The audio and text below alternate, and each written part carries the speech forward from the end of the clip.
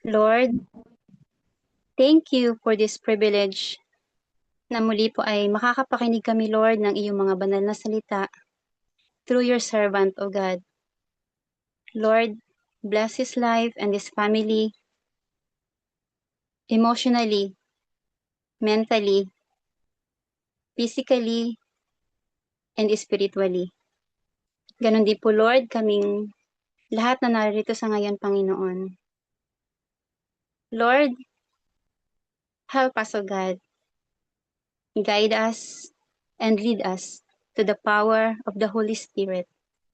Lord, pakalinisin mo nga po ang bawat sa amin, Panginoon. Ang aming mga puso, ang aming mga isipan, Lord. Nang sa ganun, Lord, maging karapat-dapat kami, Panginoon, sa pagtanggap ng iyong mga banal na salita sa gabing ito, Panginoon. Lord, ipinagkakatiwala namin sa iyo, Panginoon, ang pagsambang ito, O God. Panginoon, salamat po sa buhay at kalakasan ng bawat sa amin. Patawarin mo kami, Lord, sa aming mga kahinaan at sa aming mga pagkukulang. For you alone the highest praises, adoration, and thanksgiving, now and forever. In Jesus' mighty name we pray. Amen. Amen. Ngayon naman po ay dumako tayo sa scripture reading by our Reverend Augusto Rosario Jr. Ang bahagi po ng banal na kasulatan na ating pagbubulay-bulayan ay matatagpuan sa aklat ni Isaiah sa kabanatang 32 mula unang talata hanggang 2. Ganito po ang mababasa natin mula sa Magandang Balita Biblia. Makikita ninyo may haring mamamahala ng matuwid at mga pinunong magpapairal ng katarungan. Sila ay magiging kanlungan sa malakas na hangin at pananggalang sa nagngangalit na bagyo. Ang katulad nila ay batis sa tuyong lupain, parang malaking batong kublihan sa disyerto. Tayong lahat ay napagpala sa ating pakikinig sa pagkabasa ng kanyang banal na salita.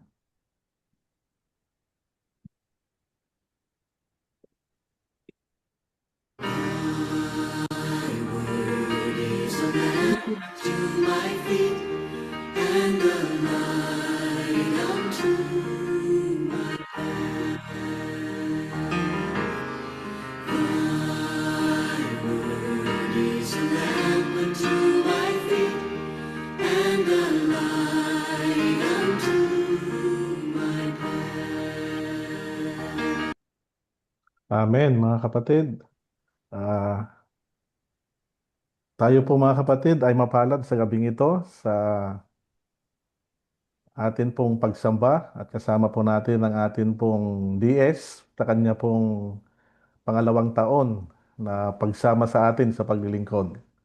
At sa buwan na ito ng May, ay ito po yung last month ng atin pong conference year 2025-2026. At by this coming month of June ay magsisimula po tayo ng bagong conference year.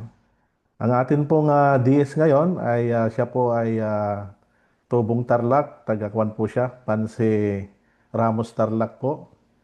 At siya po ay naging DS din po ng West Central Luzon District.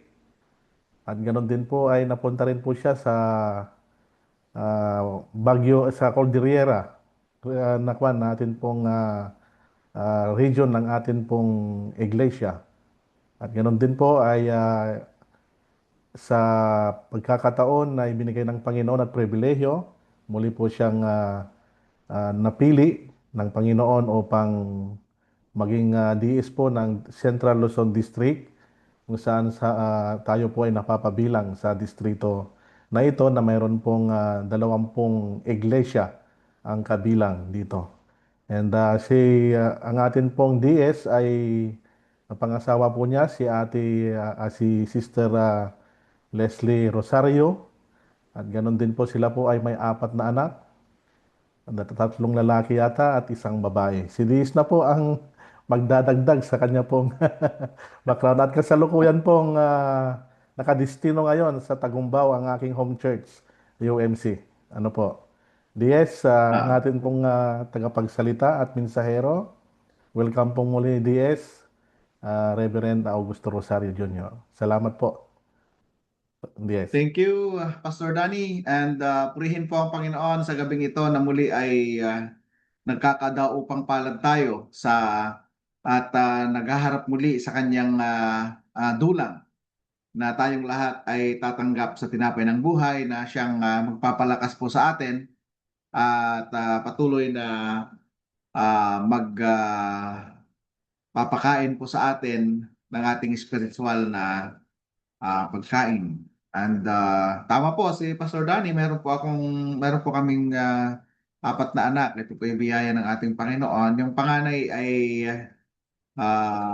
nakapagtapos na po ng kanyang pag-aaral. At yung pangalawa, magkokolehiyo siya nitong June. Yung pangatlo, grade 12. At saka yung bunso, first year high school, grade 7 naman. At dito siya sa Herona mag-aaral. Muli, magandang gabi at pinagpalang gabi sa ating lahat mga kapatid. Ang tema natin ngayong sa ating pagsamba ay Anchored, a Shelter in the Storm. Anchored, a Shelter in the Storm. Ang temang ito ay umikot sa buong Baguio Episcopal Area during annual conference session. At ito rin po yung direksyon at pinanghahawakan natin ngayon bilang isang episcopal area. At nanggaling po ito mga kapatid doon sa transition team ng ating obispo. At ito po yung ating direksyon at inaasahan ngayon bilang isang episcopal area. Mula po sa ating tema ay sinubukan ko pong magbasa kung ano ba yung gamit ng anchor or your ancla. Familiar po tayo, yung ancla ay nagiging simbolo ito ng mga seafarers. Maliit lang. Maliit lang siya na bakal compared doon sa barko, no? Ano ba ang gamit ng anchor doon sa barko? Base po sa nabasa po natin, sabi niya, an anchor on a ship is primarily used to securely hold the vessel in a specific position in the water, preventing drift from wind, current, or tides by digging into the seabed. It acts as a safety mechanism during engine failure, assists in weighting and anchorage, and provides stability while allowing the ship to and according to pivot around it. So makikita po natin mula doon sa explanation or definition or trabaho ng anchor doon sa barko, no? Nagsisilbi itong mechanism kapag mayroong engine failure, ibinababa po ito, no? Ibinababa ito mula doon sa kanyang pwesto sa barko. At hindi lang during failure, kundi kapag hinihintay niya yung kanyang pagparada sana, pagparking doon sa kanya, doon sa anchorage, at nagpo-provide siya ng stability doon sa barko. So mula po sa ating tema, mga kapatid, ay kailangan nating tignan at ihambing upang magamit natin spiritually sa ating pamumuhay. Tayo po ay naglalakbay sa mundong ito. Mayroon tayong point of origin at mayroon po tayong end destination. Kung ilang taon na po tayo, yun na yung paglalakbay natin, yun na yung paglalayag natin. No, yun na yung paglalayag natin. At doon sa paglalayag po natin, mga kapatid, nakakaranas po tayo ng mga storms of life. No, storms of life or storms in life. Nararanasan po natin ito, hindi po tayo exempted. No, hindi tayo exempted. Now, ano ba yung anchor naman natin sa ating paglalakbay, sa ating paglalaya? No? Sa ating mga mananampalataya, of course, iisipin kaagad natin at alam natin na ang angkorahe natin or ang angkla natin ay ang Diyos. No? Pero paano ba natin, alam ba natin gamitin yung Diyos na mayroon po tayo? Alam ba natin na itong anchor po natin ay siyang nag-iingat sa atin sa lahat ng sitwasyon ng ating mga buhay. At kapag nandun tayo sa storms ng ating mga buhay, ay alam ba natin gamitin? Alam po natin yung literal na angkla ay nakasabit yan eh. Meron siyang portion sa barko kung nasaan siya. No? Magagamit lamang yan kapag ilalaglag. At kapag inilaglag mo yan, yung anchor na yan or yung angkla na yan, hindi mo makikita kung nasaan siya. Pero, nararamdaman mo at nararanasan mo yung kanyang trabaho bilang angkla doon sa barko. Napakalaking barko, no? Doon sa maliit na angkla compared doon sa laki ng barko. Mula po sa banal na kasulatan na bahagi po or scriptural lesson natin sa Isaiah, ano ba yung konteksto po nito? Ano ba yung konteksto ng banal na kasulatan ng Acts chapter 32 verses 1 and 2? Ang konteksto po nito, mga kapatid, ay idinidescribe niya itong future messianic kingdom, no? Idinidescribe niya about doon sa isang righteous leaders. Idinidescribe niya yung offer na protection ng incoming righteous leader. Now, bakit ganito mayroong description doon sa incoming righteous leader, which is Jesus, no? Which is yung Messiah na hinihintay ng mga Israelita. Bakit mayroong ganito? Alam nyo ba na itong panahon na ito, itong background ng chapter 32 ay makikita po natin yung buong istorya sa loob ng Isaiah chapter 28 hanggang chapter 25. ano ba yung binabanggit? Ano ba yung makikita natin dito na background? Bakit mayroong isang pangako sa pamamagitan ni Isaiah na darating na righteous leader? Ang kalalagayan po nilang ito, mga kapatid, ay isang warning patungkol doon sa judgment na darating sa Judah. At yung judgment na ito ay yung Assyrian invasion. Kaya kapag binasa po natin, mga kapatid, ang banal na kasulatan, makikita po natin na may mga invasion na nangyari sa mga Israelita. No? At ito yung kanilang sitwasyon that time. Parang wala silang pag-asa. Ngayon, binibigyan sila ng pag-asa ng ating Panginoong Diyos, ng Diyos, no? Sa pamamagitan ni Propeta Isaiah. Kaya't binanggit niya patungkol doon sa righteous leader. Bakit binanggit niya yung isang righteous leader? Kasi that time, mga kapatid, yung mga kings, no, at mga naging kings na iba ng Judah ay mga crooked leaders. No, mga crooked leaders. Parang hindi ko maalis ngayon na tignan po natin ang ating bansang Pilipinas na nangyayari, especially doon sa chamber ng Senate. No?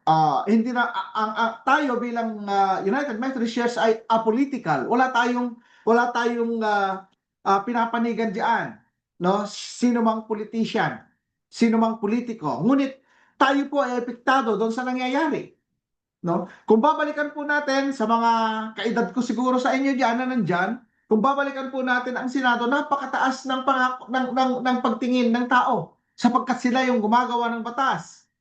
Ngayon, parang diyan sa institusyon na yan ay mayroon ng pagkakanlong, no? May pagkakanlong doon sa mga tao na may sala sa batas.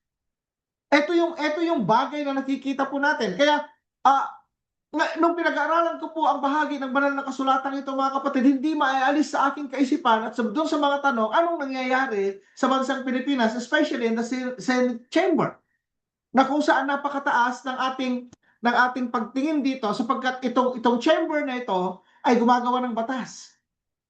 So, hindi malayo yung nararamdaman ko ngayon doon sa nararamdaman ng mga Israelita, because that time they have crooked kings ruled by them. No? Na itong mga kings na ito, mga kapatid, kung bakit pinapabayaan sila ng Diyos na ma-invade, especially the Assyrian, ay hinahayaan ng Diyos sila na matalo doon sa mga giyera upang bigyan sila ng aral. Upang bigyan sila ng aral. But, of course, doon sa kalipunan ng mga Israelita, may mga taong hindi naman umaalis sa Diyos at nakakalimot doon sa buhay na Diyos, doon sa Diyos ni Abraham, ni Isaac at ni Jacob. That's why Isaiah gave a promise, no, of an incoming righteous leader, which is the Messiah, ang ating Panginoong Jesus. Sabi niya doon sa 1 and 2, behold, a king will reign in righteousness, and princes will rule in justice. Doon sa verse 2 defines the character of these leaders. They will be a blessing, not a burden, protecting the people. So ito yung pinapangako ngayon ni Isaiah sa gitna, mga kapatid, ng kaguluhan na nangyayari dahil doon sa kagagawa ng kanilang mga leader. Of course, sa isang organisasyon, mahalaga po, napakahalaga po ng ginagampanan ng isang leader. We as United Methodist Church, kayo isang local church sa Israel, hindi pwedeng wala tayong pastor. That's why pinadala ng Diyos sa inyo si Pastor Danny. No? Bagamat lagi niyang sinasabi sa akin yung burden na nasa kanya na hindi niya maibigay yung 100%, no, na trabaho ng isang pastor sapagkat hindi pa pinapayagan, wala pang papel o wala pang recognition coming from Israel doon sa United Methodist Church. So wala pang pastor's visa. No. But tingnan po natin, mayroon kayong isang leader, spiritual leader, kung saan nag-gather sa inyo, kung saan tumitingin doon sa spiritual welfare ninyo, na kung saan ang goal ay lumago po tayo. Lumago tayo sa ating pananampalataya. No? Nagkakaroon tayo ng mga ganitong forum. Nagkakaroon tayo ng ganitong worship. Nagkakaroon tayo ng fellowship. No? To have a spiritual growth, para maranasan po natin ang spiritual growth. Hindi pwedeng ang isang organisasyon ay walang leader. Lalo't higit sa isang iglesia. No? So, inasam ng mga Israelita ang isang mabuting leader, ang isang mabuting king. Inasahan nila yung Messiah na yan. No? Kung bakit ganun na lamang yung kanilang paghihintay sa Messiah, mga kapatid, sapagkat sawang-sawa na sila doon sa mga crooked leaders na kanilang nakasama na namuno sa kanila. No? So napakalaki po ng ginagampanan ng isang leader. Now, mga kapatid, doon sa paglalakbay po natin, makakaranas po tayo ng mga storms. And storms are inevitable. No? Inevitable ang storm. Nangyayari yan. Ngayon nga, nabasa ko kanina doon sa kwan. Ewan ko kung fresh yan. Kasi ang hirap, hindi ako nanonood ngayon ng TV doon sa mga news. Ngayon, may nag-pop up doon sa social media na parang, sa news, parang mayroong bagyo. Ewan ko kung updated yun na darating na mararanasan ng Pilipinas. Actually, kainit. Sobrang init dito ngayon sa Pilipinas, mga kapatid. Now, itong storm na ito, dahil inevitable, nararanasan po natin ito. Yung literal na bagyo, mga kapatid, nararanasan natin. Minsan nga, naubos natin yung alphabet, di ba? From A to Z. A to Z. Nauubos yun dun sa pangalan ng bagyo. At maraming mga storms, literally, nararanasan po natin.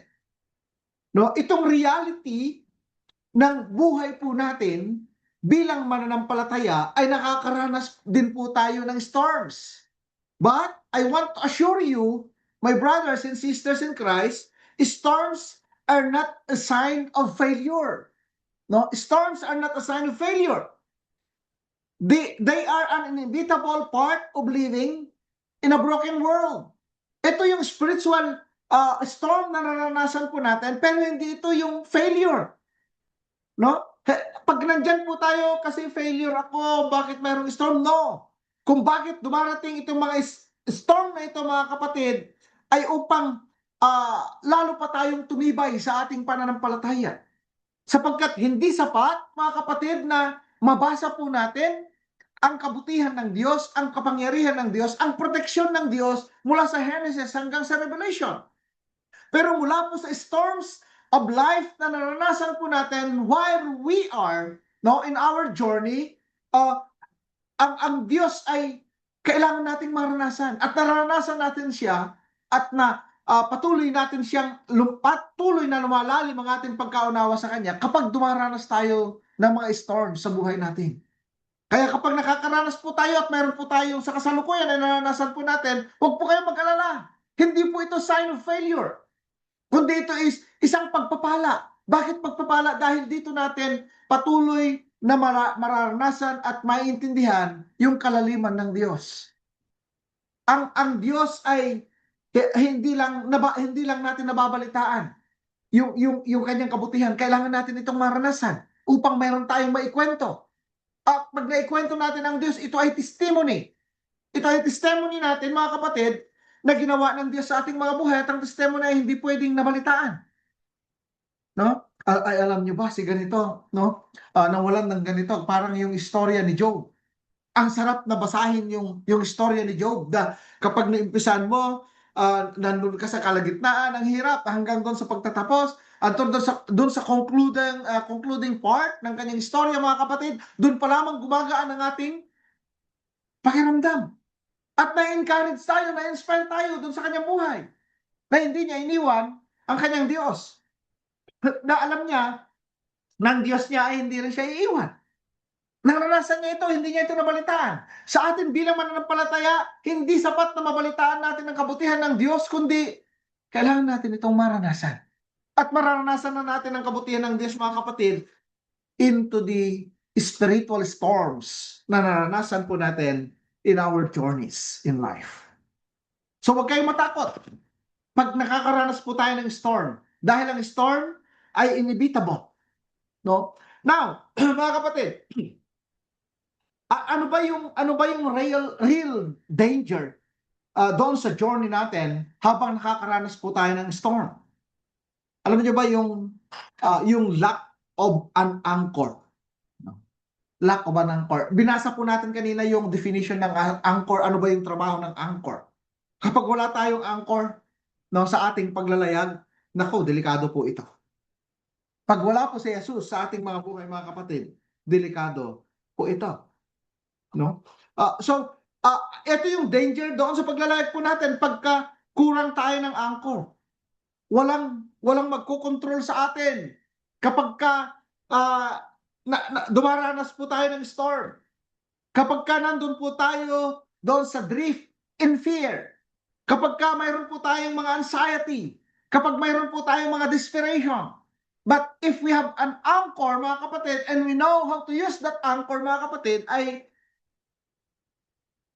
magiging panatag po tayo. At kapag panatag po tayo, mga kapatid, ang principle ng barko, naglalayag yan. Kapag sa kanyang paglalayag at nakaranas siya ng bagyo, pumupunta siya sa gilid. Hindi nagpapatuloy ng kanyang paglalakbay, ibinababa niya yung kanyang angkla. Kapag nakakaranas po tayo ng storm, mga kapatid, doon natin naranasan yung kalaliman ng pag-ibig ng Diyos sa pamamagitan niya, sapagkat siya yung ating anchor. No? At ang anchor na ito, mga kapatid, ay nagbibigay po sa atin ng pag-asa. Ang ating Panginoong Hesus ay nagbibigay po sa atin ng pag-asa. At sa ating mananampalataya, hope is not wishful thinking. It's not wishful thinking. Hindi lang siya parang inaasahan lang or yung wish lang natin na nasa isipan lang po natin. Kundi ang hope, mga kapatid, ang pag-asa ay biblically founded and promised by God. No, itong pag-asa na mayroon po tayo. Ito ay confident expectation. No? Kagaya nga ng definition ng kung ano yung pananampalataya, mga kapatid, doon sa Hebrews 11, ito yung mga bagay na alam natin na mangyayari, hindi pa natin naranasan, ngunit alam natin na mangyayari. Ito yung hope na mayroon po tayo. Ito yung pag-asa na mayroon po tayo. And we are confident enough na ang Diyos ay hindi magpapabaya sa atin. Sapagkat siya yung ating anchor. Sapagkat siya yung ating pag-asa. Ano man yung mga danger, ano man yung mga bagay na maranasan nating challenge sa ating paglalayag, mga kapatid, we have hope in Christ. Because He is our anchor. No? And kapag ang ating Panginoong Yesus ang ating anchor, mga kapatid, and we are anchored, no? Siya po yung shelter po natin during storm. Yung mga nakaraang mga panahon, mga kapatid, ay nakaranas po kayo ng mahirap na sitwasyon. Ewan ko, tumigil na yung putukan dyan, ano? Sa balita, tumigil na yung giyera. Wala nang pag-atake ang Amerika. I don't know, doon sa actual na nangyayari dyan sa inyo, but alam po ninyo. Pero itong mga bagay na nangyayaring ito ay mayroon po tayong pag-asa na hindi po tayo pababayaan ng Panginoon. Why? Because God's word is unwavering. Ang salita ng Diyos ay hindi po yan natitinag. Ang salita ng Diyos, nandyan yung kanyang pangako. At yung pangako niya ay pwede nating panghawakan, tayuan, in any circumstances na naranasan po natin sa ating mga buhay. Yung anchor, sinabi ko po kanina, mga kapatid, na magagamit lamang yan kapag inaalis siya doon sa kanyang lalagyan.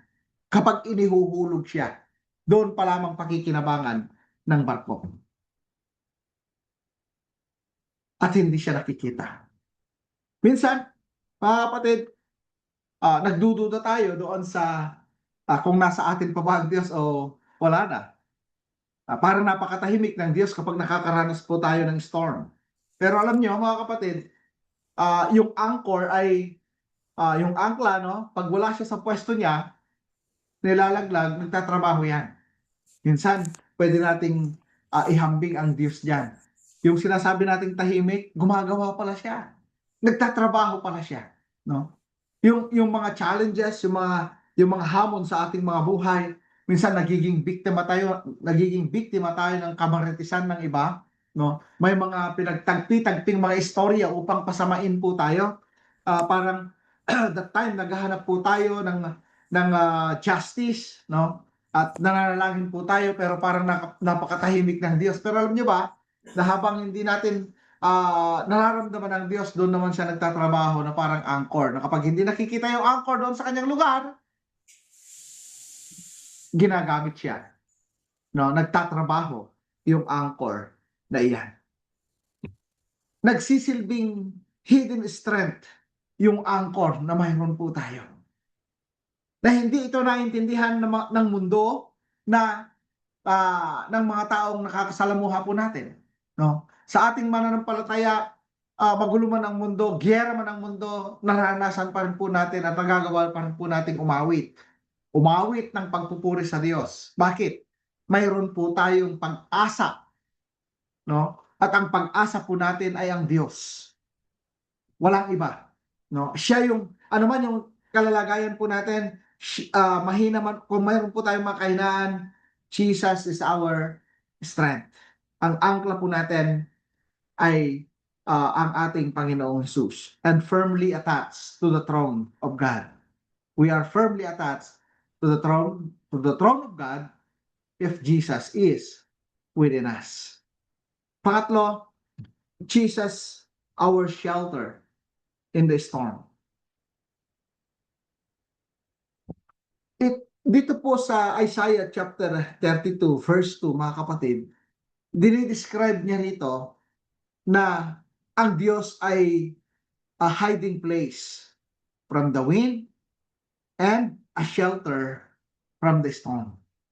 No? From the wind and a shelter from the storm. Alam niyo, itong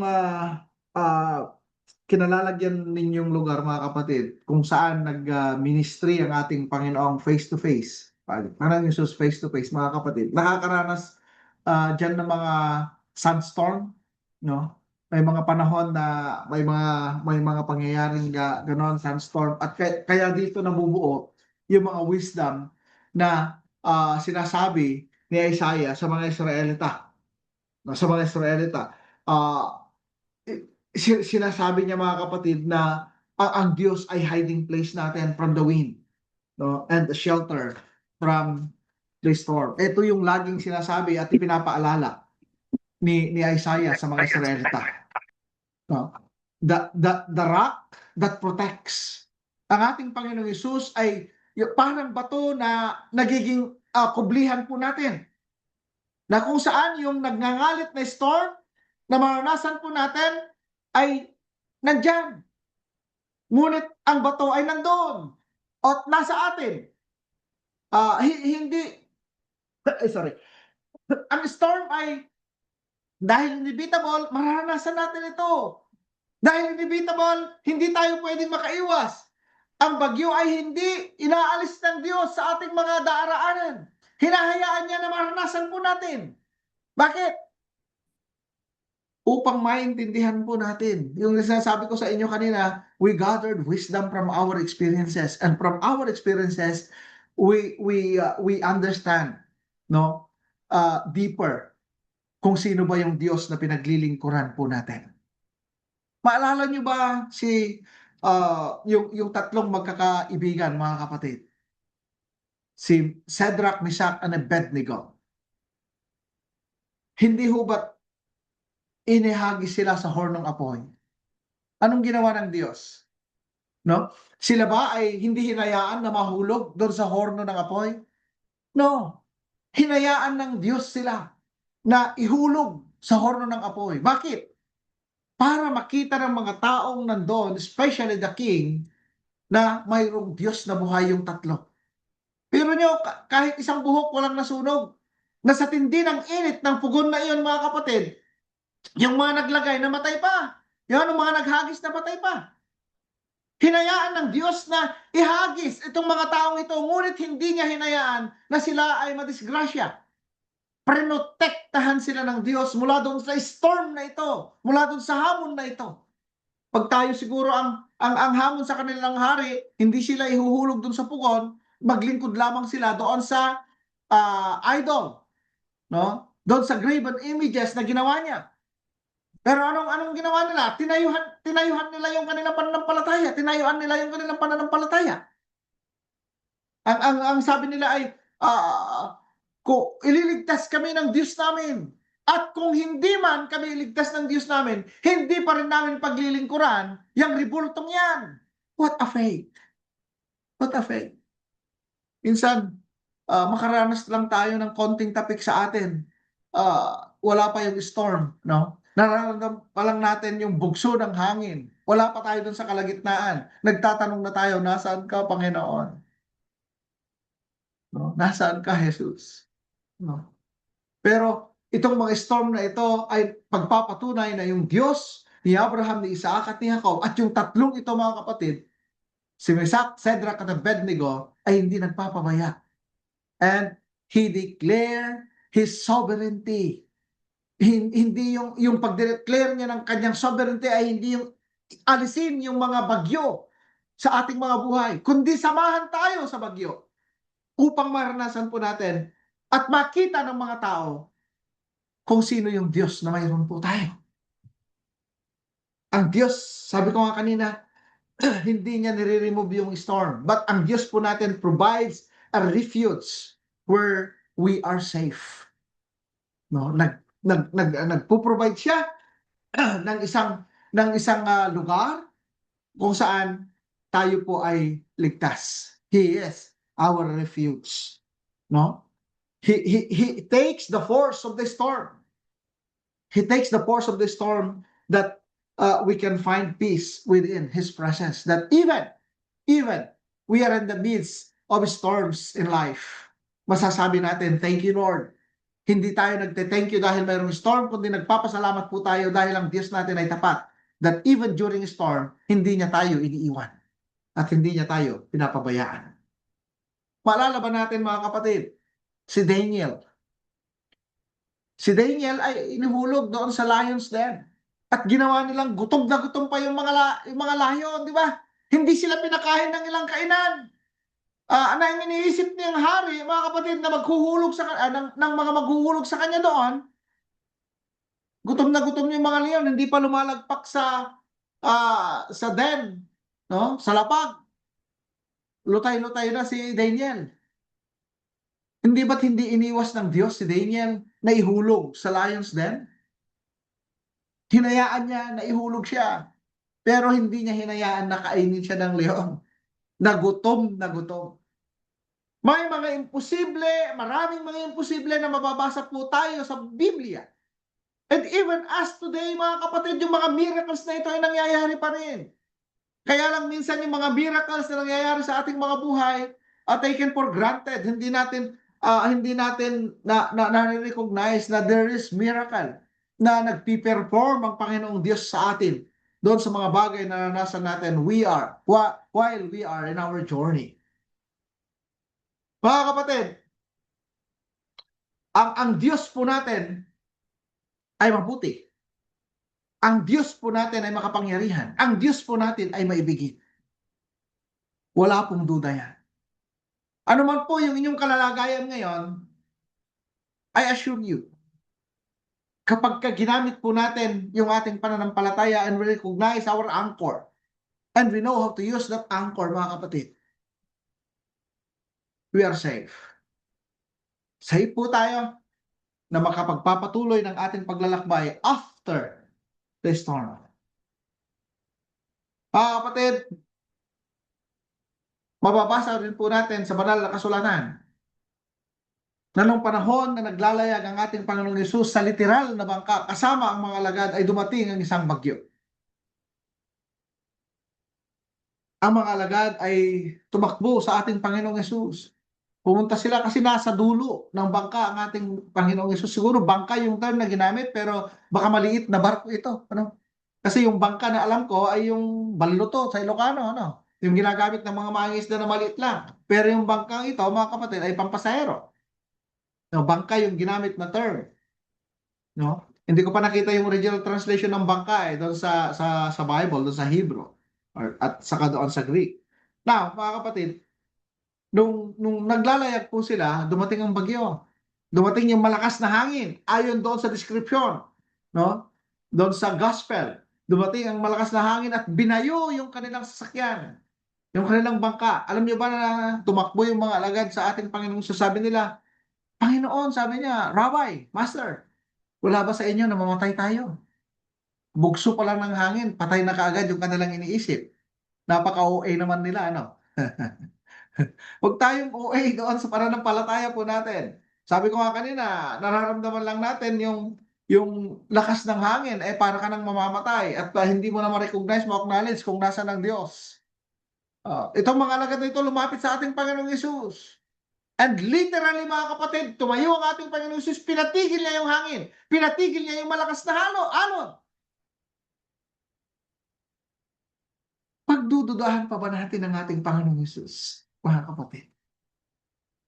Nung pinatigil niya ang malakas na hangin at alon, ang sabi niya sa kanyang mga alagad, napakaliit ng inyong pananampalataya or nasaan ang inyong pananampalataya. Anchored, a shelter in the storm.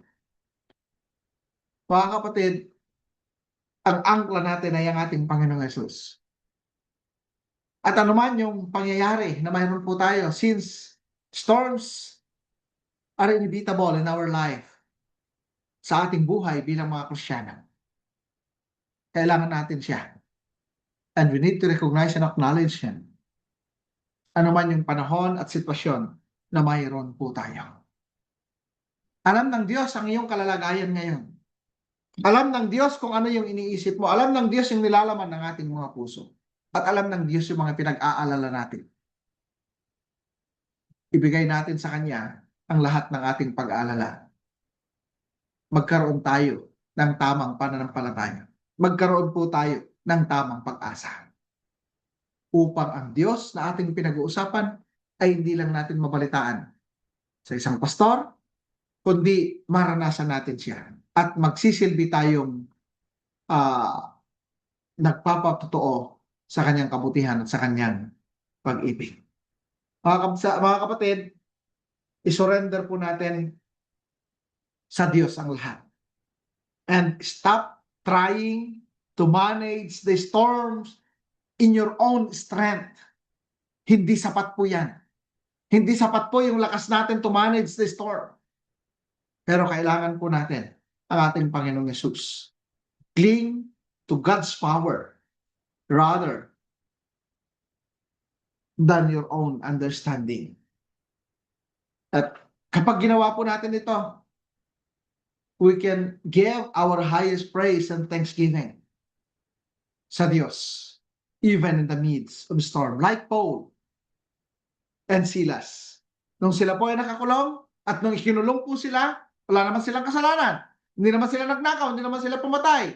Ang kasalanan nila ay ipangaral ang mabuting balita, ipangaral ang magpatotoo sa kabutihan ng Diyos. But while we are in jail, they were in jail, they praise God sa pamamagitan ng pagkanta nila sa awitin, sa isang awitin, sa isang hymn. Na yung Diyos na ito ay ito yung kanilang powerful anchor. And praising God in the midst of storms, this can be our powerful anchor. No, shifting us from focusing in our problem. But nagfo-focus po tayo sa Diyos na nagmahal sa atin. My brothers and sisters in Christ, storms will come because storms are inevitable. And winds may blow hard. But in your life is anchored in Christ. You will not be destroyed. Let Him be your shelter and your anchor, firm and secure forever. Kapatid, manatili po tayo sa ating paglilingkod. Tumayo po tayo doon sa pundasyon na naranasan natin sa Panginoon. Tayo ay iingatan ng Diyos at hindi niya iiwan sa lahat ng panahon at sitwasyon ng ating mga buhay. Sa Diyos po ang papuri. Amen.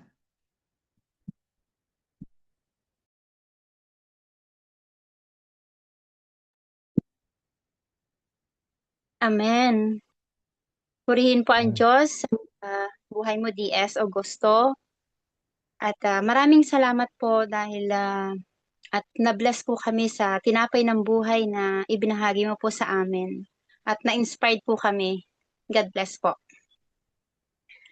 And now, let us sing Pasasalamat for our Thanksgiving song. And Pastor Danny Bidad will lead us the Thanksgiving prayer.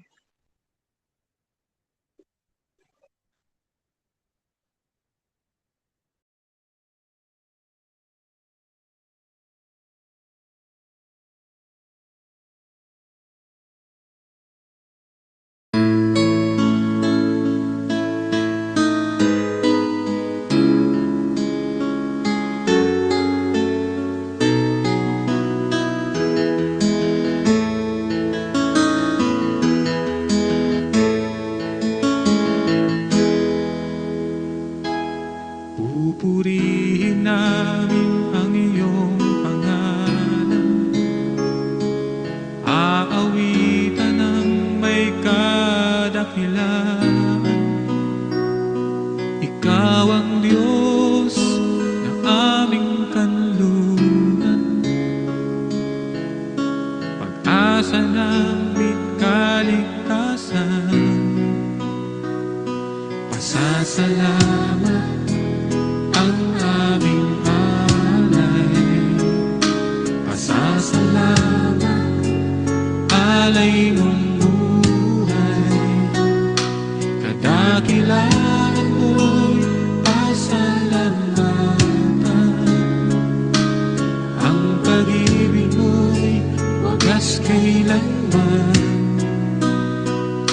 sa'yo'y alay aming buhay. Ikaw ang Diyos na aming gabay. Sa dalangin aawitin,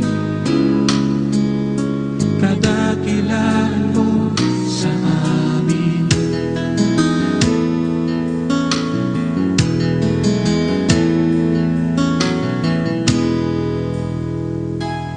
Pupurihin namin ang iyong pangalan, aawitan ng may kadakilaan. Ikaw ang Diyos na aming kanlungan, pag-asa namin kaligtasan. Pasasalamat ang aming alay, pasasalamat alay mong buhay. Kadakilaan mo'y pasalamatan, ang pag-ibig mo'y wagas kailanman. Sa'yo'y alay aming buhay. Ikaw ang Diyos na aming gabay. Sa dalangin aawitin, kadakilaan mo sa amin. Sa'yo'y alay aming buhay. Ikaw ang Diyos na aming gabay. Sa dalangin aawitin, kadakilaan mo sa amin. Sa'yo'y alay aming buhay. Ikaw ang Diyos na aming gabay. Sa dalangin aawitin, kadakilaan mo sa amin. Kadakilaan mo sa amin. Kadakilaan mo sa amin.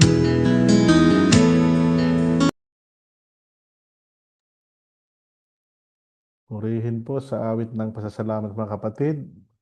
Bago po tayo manalangin ng pasasalamat, ay binabati po natin yung mga kapatiran po nating nagdiriwang ng kaarawan, si Sister Helen Francisco at kay Sister Jocelyn Antonio. At we extend also our prayer and condolences po sa family nila Sister Edith Tabula na taga Cagayan po. So panalangin po natin ang pang-aaliw ng Panginoon sa kanila pong pamilya at sa buong pamilya. Ganon din po mga kapatid, i-include din po natin sa ating pananalangin ang ating pong mga employer na naway patuloy na palakasin ng Panginoon, patuloy na pagalingin. Sama din po natin sa panalangin ang aking employer po ay kasalukuyan pong nasa ospital ngayon since Saturday night. Nang habang tayo po nagwo-worship, 5 p.m. po ng Saturday ay nasa ospital na po ang aking amo. So mayroon po siyang mild damage sa brain at mayroon po siyang infection sa kanyang dugo. So let us include mga kapatid sa prayer po natin ang ating mga employer. Hindi lamang po yung employer ko, kundi lahat po ng atin pong mga amo na pinaglilingkuran. Tayo po yung manalangin mga kapatid. Salamat po o Diyos sa mga bagyo ng buhay namin pong nararanasan. Salamat po Panginoon na sa kabila po Panginoon ng mga bagyong ito ay tinuturing po naming pagpapala sapagkat kami po ay napapalakas At doon po, Panginoon, napapatunayan ang tunay na pananalig at paglilingkod sa iyo. Lord, salamat po, O Diyos, na sa panahon ng mga pagsubok at sa panahon ng mga trials na ito, Panginoon, o bagyo ng buhay, nandyan ka palagi, Panginoon, na hindi nagpapabaya sa amin. Nandyan ka palagi, Panginoon, na tumutulong sa amin at kumakalinga sa amin, Panginoon. Salamat po, Panginoon, sa buong araw na ito, na kayo po, Panginoon, ang siyang nag-ingat sa amin, na ikaw po, Panginoon, ang nagbigay sa amin ng amin pong mga pangangailangan, ang amin pong mga basic needs, Panginoon, ang aming kalusugan, ang aming kalakasan. Sa inyo pong biyaya, Panginoon, ng paglalayo sa amin sa anumang karamdaman, Panginoon. Maraming salamat po. Maging, Panginoon, sa inyo pong pagkalinga sa amin pong pamilya na malayo sa amin, Panginoon. Salamat po sa inyo pong pag-iingat at pagpuprovide, Panginoon, ng kanila pong mga pangangailangan. Patuloy mo po sila, Panginoon, na ingatan at kalingain, Panginoon. Lord, ganon din po, Diyos, pagpalain mo din po ang buhay ng aming mga kapatid na nagdiriwang ng kanilang mga kaarawan, maging yung mga kapatiran po namin nagdiriwang ng kanilang mga wedding anniversaries. Tunay nga po, Panginoon, na napakabuti mo. Maraming salamat, Panginoon, sa masaganang biyaya na hindi po namin kayang bilangin. Salamat, Panginoon, na sa kabila na kami po'y maraming pagkukulang sa iyo, nariyan ka pa rin, na hindi nagkukulang at laging sapat, Panginoon, ang iyong mga pagpapala. Salamat, Panginoon, sa inyong pong pagpapatawad. Salamat, Panginoon, sa inyong pong kapayapaan na itinatanim sa aming mga puso. Salamat, Panginoon, higit sa lahat, sa katiyakan ng kaligtasan at sa buhay na walang hanggan na patuloy po naming nararanasan.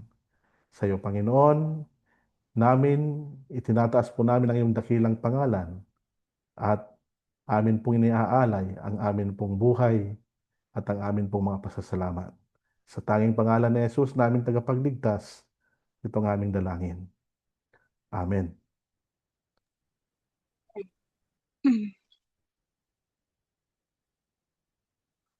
And now let us sing I Surrender All for our closing song, and Reverend Augusto Rosario Jr. will lead us the closing prayer. All to Jesus I surrender, all to Him I freely give. I will ever love and trust Him, in His presence daily live. I surrender all. I surrender all to Thee, my blessed Savior. I surrender all to Jesus. I surrender, humbly at His feet I bow. Worldly pleasures all forsaken, take me, Jesus, take me now. I surrender all. I surrender all to Thee, my blessed Savior. I surrender all to Jesus. I surrender. Make me Savior, wholly Thine. Let me feel the Holy Spirit, truly know that Thou art mine. I surrender all.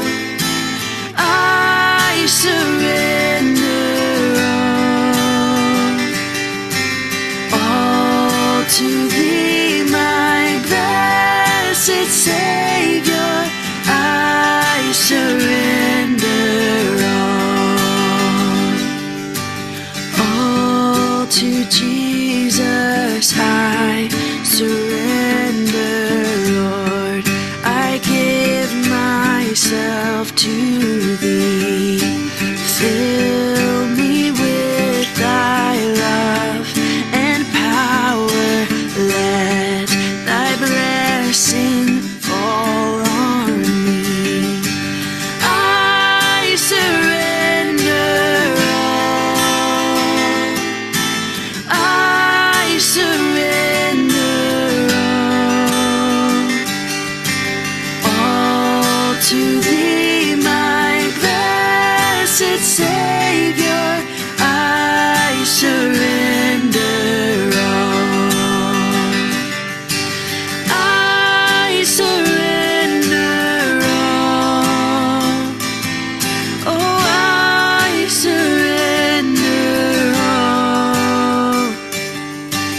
all to thee, my blessed Savior.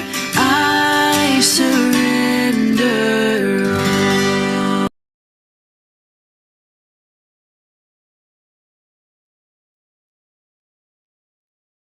Tayo po ay manalangin. Dumudulog po kami sa inyong trono ng biyaya, dakilang Diyos. Nagpapasalamat at patuloy na nagpupuri sa inyong kabutihan, sa inyong kapangyarihan at sa inyong dakilang pag-ibig sa amin. Na bagamat kami po ay hindi karapat-dapat, ngunit patuloy mo kaming inibig.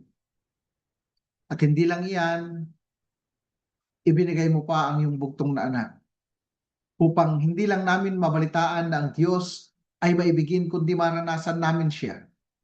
Siya ay nakipamuhay. Iniwan niya ang kanyang marangyang trono. At higit sa lahat, ibinigay niya ang kanyang buhay sa krus ng Kalbaryo upang kami ay kanyang tubusin mula sa kalalagayan namin bilang isang makasalanan. At sa kanyang kamatayan ay hindi po siya nanatili doon sa lugar kung saan nakalagat ang mga patay na katawan. Ngunit sa ikatlong araw siya po ay nabuhay na muli.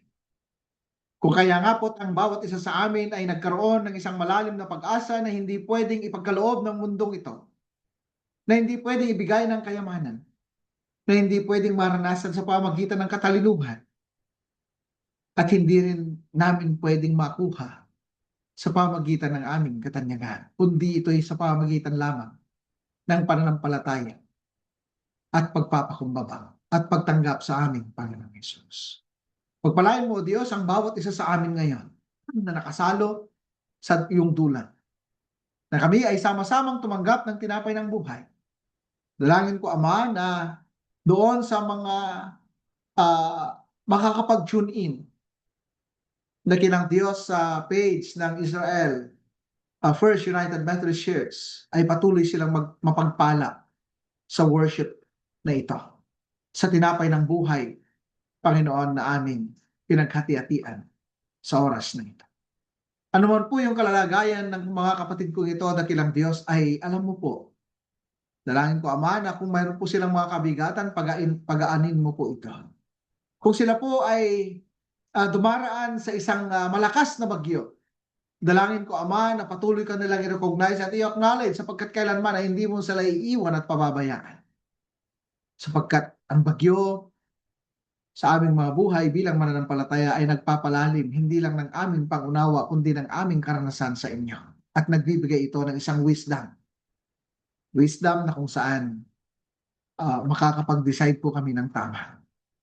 Dakilang Diyos, maraming salamat na bagamat pagod na pagod ang lupang katawan ng mga kapatid kong ito ay binibigyan nila ng puwang sa kanilang buhay ang paglilingkod ng fellowship. Dakilang Diyos na kagaya ng ganito, na kahit dito po sa virtual worship na aming nararanasan, alam namin na kumikilos ka po sapagkat ikaw ang Diyos na nasa lahat ng dako. Ikaw ang Diyos na makapangyarihan. Ikaw ay Diyos na buhay na walang limitasyon. Dakilang Ama, maraming salamat sa buhay ng mga kapatid kong ito. Sa kanilang mga pamilya na naiwan dito sa Pilipinas, patuloy mo silang ingatan. Bigkisin mo sila ng isang pananampalataya, ng kaligtasan, at ganoon din ng paglilingkod. Salamat sa buhay ng aming pastor, dakilang Diyos, na bagamat hindi niya maibigay yung full-time na panahon niya sa kanyang pangunguna sa mga tupang ito. But we believe, Lord, na patuloy na i-empower mo siya. Na patuloy, O Diyos, na gagamitin mo siya kasama ang Church Council at lahat po ng kasapi ng Israel First United Methodist Church upang lumago ang kanilang pananampalataya, upang maproteksyonan po sila, upang lalo pang gamitin mo ang kanilang pananampalataya na magpalawak ng iyong kaharian sa mundo na aming kinagagalawan. Dalangin po namin yung kanilang mga employer, yung mga may sakit na kilang Diyos, yung mga nasa hospital. Dalangin ko, Ama, na igawad mo po sa kanila ang kagalingan. At kung kailangan po nila ng miracle, Lord God Almighty Father, we ask miracle for them. I-extend po sa kanila yung healing mercies. Maranasan po nila maging ang kabutihan ng aming Panginoong Yesus. At makilala rin nila ang aming Panginoong Yesus at tanggapin bilang Panginoon at tagapagligtas sa storm na naranasan ng mga employer nila ito. O Diyos, maraming salamat. Pagpalain mo kaming lahat. Sa aming pagpapahinga, sa gabing ito, kayo po ang sumama sa amin. Ibalik niyo po yung lakas ng aming lupang katawan na ginamit namin sa pagtatrabaho sa buong araw upang sa kinabukasan ay magkakaroon na naman kami ng fresh start. Na-refresh na naman kami. Hindi lang ang aming pananampalataya, kundi ang aming lupang katawan. Lord, give us sound body, soul, and spirit. Mind and spirit. O Diyos, maraming salamat. Maraming salamat. Tawarin mo po kami sa mga pagkakataon na kami po ay nagkukulang, na kami po ay nagkakasala, na kami po ay nagdududa. Patawarin mo po kami. Sa pangalan ni Jesus, ito po ang aming panalangin. Amen. Amen. Amen. Nagmamahal, Diyos ng buong sanlibutan, purihin sa kalangitan, Ama nating mamahalal. Amen. Natapos na ang ating sama-samang pagsamba virtually, ngunit magpapatuloy kayo sa inyong paglilingkod. Ang anumang biyaya na inyong tinanggap ay inyong ipamuhay at huwag din naman ninyong kalimutang ibahagi sa iba. Mag-uumpisa sa lugar na inyong kinalalagyan at sa lahat ng mga taong inyong makakasalamuha sa araw-araw. Sa pangalan ng Ama, ng Anak at ng Espiritu Santo. Amen.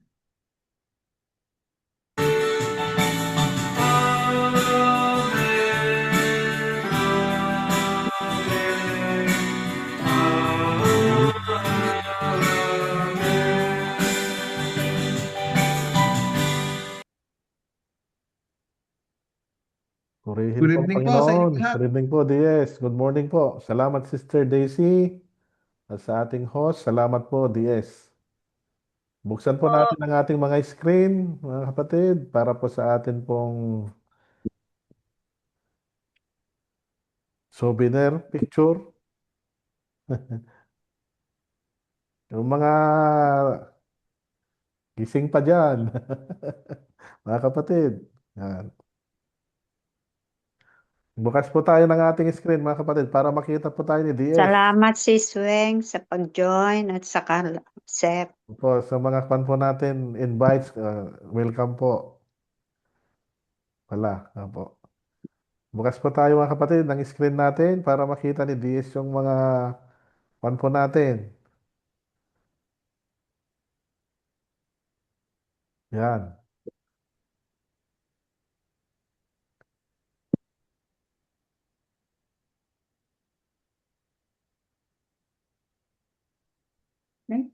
Sorry po. Tapos, Saglit po, Tapos na saglit po. po, saglit po, saglit po.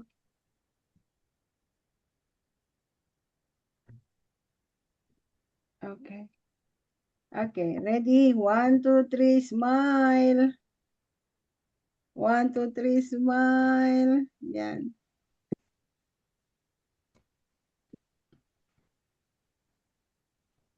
Okay. Okay na po.